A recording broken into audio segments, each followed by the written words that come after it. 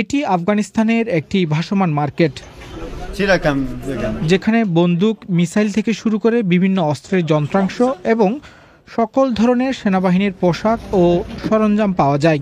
ক্যাপুলিস সামরিক বাজারে আপনাকে স্বাগতম। আকরামা দোকানদারের সাথে ভালোই দর কষাকষি করছে। তিনি তার আমেরিকান অস্ত্রের জন্য একটি রাইফেলস্কোপ কিনতে চাচ্ছেন।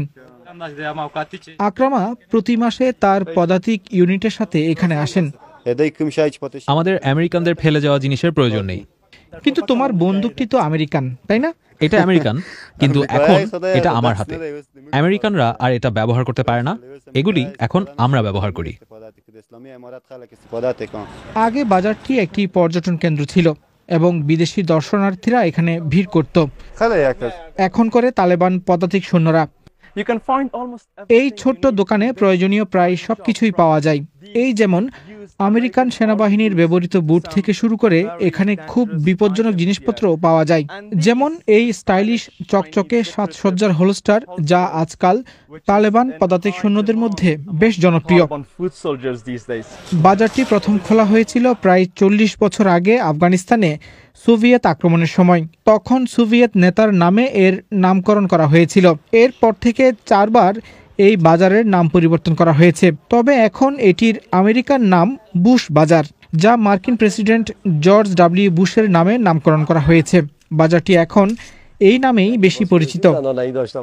আমি সবসময় একটি নারীদের দোকান রাখতে চেয়েছিলাম, কিন্তু আমাদের দেশে সবসময় যুদ্ধ ছিল। আমার জন্মের আগেও যুদ্ধ ছিল। আফগানিস্তানে আমেরিকান বাহিনী তাদের সবচেয়ে মারাত্মক এবং ব্যয়বহুল যুদ্ধগুলির মধ্যে একটিতে লড়েছিল। 2021 সালে তারা যখন সম্পূর্ণরূপে আফগানিস্তান ত্যাগ করে, তখন তারা প্রায় $7 বিলিয়ন মূল্যের অস্ত্র ও অন্যান্য জিনিসপত্র ফেলে গিয়েছিল।